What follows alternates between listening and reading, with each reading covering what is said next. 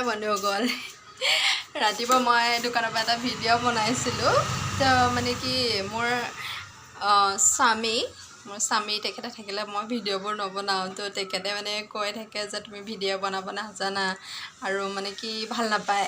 তো মই সেইকাৰণে তেখেতে অহাৰ লগে লগে ভিডিঅ'টো কাটি দিলোঁ আৰু ব'লক মই আপোনালোকক আৰু এটা বেলেগ ভিডিঅ' দেখাব গৈ আছোঁ তো ভিডিঅ'টো মানে কি হৈছে দোকানী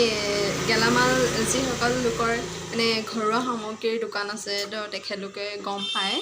যে কথাটো নকওঁ মানে আপোনালোকক যেতিয়া মই কৰি থাকিম তেতিয়া মানে কথাখিনি কৈ থাকিম তো কিনোতাসকলেতো কিনে আলু হওক পিঁয়াজ হওক যিকোনো বস্তু ঘৰুৱা সামগ্ৰীবোৰ কিনে ঘৰলৈ লৈ যায় বাছি বাছি লৈ যায় হয়নে নহয় কিন্তু যিসকলে বিক্ৰী কৰে তেখেতলোকৰ কিমান লছ হয় আৰু কিমান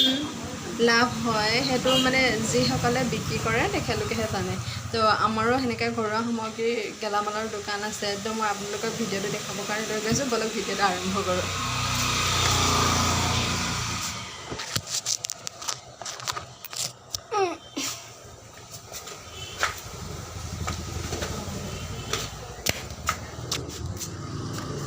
ভিডিঅ'টো আৰম্ভ কৰোঁ তো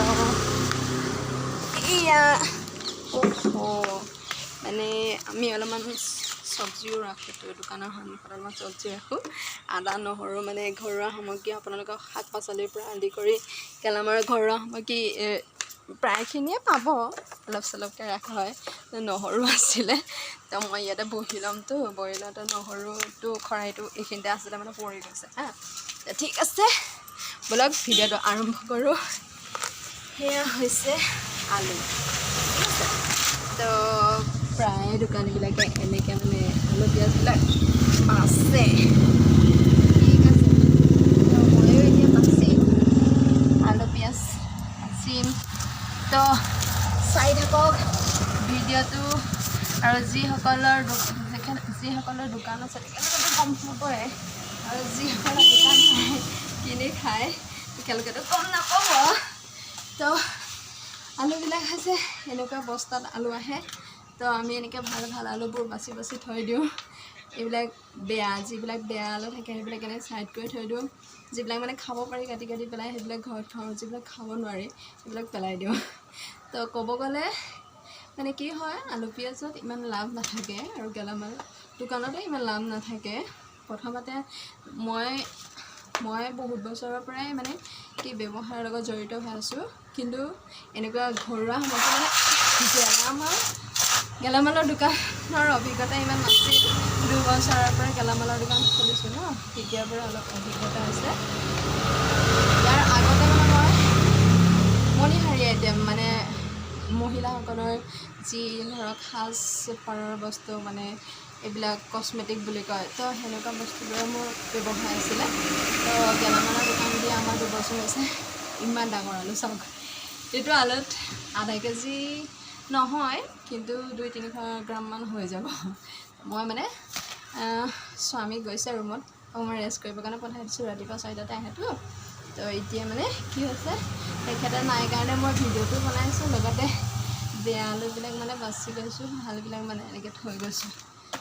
তো কথাটো হৈছে মানে কি আলু পিঁয়াজ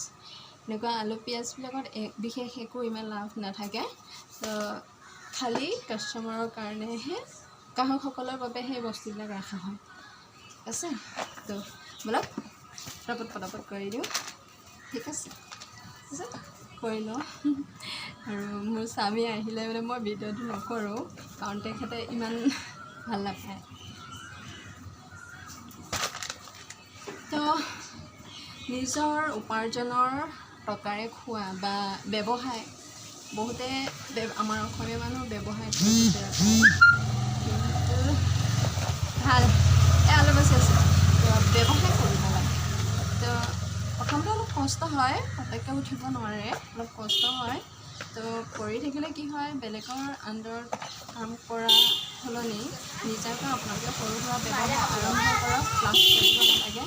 কামত সৰু বৰ নাই সৎ কাম কৰিব লাগে সৎ পথত থাকিব লাগে তো এতিয়া বহুত আমাৰ অসমীয়া মানুহে ব্যৱসায় আৰম্ভ কৰিছে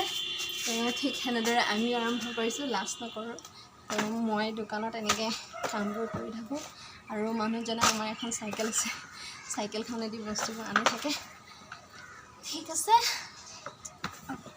ব'লক এখন আমাৰ সৰু চব্জিৰ দোকান আছে, সেইখনো দেখাই দিছোঁ। এইখন হ'ল পিঁয়াজটো আগতে বাছি থৈ দিছোঁ আৰু লগতে পাণ তামোল, তিতাকেৰেলা, ভেন্দি, নেমু, জিকা এনেকৈ অলপ চলপ ৰাখিছোঁ। তো সন্মুখৰ পৰা অকণমান দেখাই দিছোঁ দোকানখন। কথাটো হৈছে কি, ব্যৱসায় কৰিবলৈ লাজ কৰিব নালাগে, ঠিক আছে। বেলেগৰ আণ্ডাৰত কাম কৰাতকৈ ব্যৱসায়, যিকোনো ব্যৱসায় নহওক, আপোনালোকে একাগ্ৰতাৰে কৰি যাওক। মানুহৰ ব্যৱসায় কৰিলে বেলেগ কিবা ধৰণে ক'বও পাৰে, সেইটো কথাত ইমান গুৰুত্ব দি লাভ নাই। কাৰণ চাওক, আজি যদি আপোনাৰ ঘৰত খাবলৈ নাথাকে তো আপোনাক মানুহে নিদিয়ে, আপুনি নিজে কৰি নিজে খাব লাগিব। আপোনাৰ কথা কোনোবাই বেয়াকৈ কৈ আছে, সেইটোত কেতিয়াও গুৰুত্ব নিদিব, সদায় নিজে কি কৰিছে সেইটোত গুৰুত্ব দিব। আৰু কি হয়, মানুহ কেতিয়াও হাৰ মানিব নালাগে। তো সকলোৰে দিন একে নাযায়, আজি হয়তো আমাৰ বেয়া দিন হৈছে, এদিন ভাল দিন আহিব পাৰে। তো সেই কনফিডেঞ্চখিনি সদায় ৰাখিব লাগে। তো এইখিনিকে কৈছোঁ। তো আৰু আপোনালোকে যদি মোৰ ভিডিঅ'বোৰ আপোনালোকে যদি মোৰ ভিডিঅ'বোৰ যদি চাই ভাল পায়, লাইক কৰিব, কমেণ্ট কৰিব, শ্বেয়াৰ কৰিব। আৰু যদি এনেকৈ লাইক কমেণ্ট শ্বেয়াৰ কৰি থাকে, আগলৈ কিছুমান ভিডিঅ' দিম, ভিডিঅ' পাই থাকিব আৰু আপোনালোকে দি থাকিম। আৰু বিশেষকৈ মোৰ স্বামীয়েতো এনেকুৱা ভিডিঅ' বনোৱাবোৰ খুব বেয়া পায়, কিন্তু তথাপিও মই বনায়ে থাকোঁ। আনকি টিকটক গান, বিশেষকৈ মই অভিনয় কৰি ভাল পাওঁ। অভিনয় আগতে মই শিকিছিলোঁ, বিয়া হোৱাৰ আগতে কৰিছিলোঁ। তো বিয়া হোৱাৰ পিছত স্বামী কৰিব নিদিয়ে, তো সেইকাৰণে মই অভিনয় কৰি থাকোঁ। টাকাটক কৰোঁ, ইনষ্টাগ্ৰামত কৰোঁ, এনেই সৰু সুৰা অলপ চলপ কৰি থাকিলেও মনটো ভাল লাগিবৰ কাৰণে। কি হয় মানুহ কেতিয়াও হাৰ মানিব নালাগে আৰু নিজে ভাল পোৱা কামটো সদায় কৰি যাব লাগে। ঠিক আছে বন্ধুসকল, বাই বাই।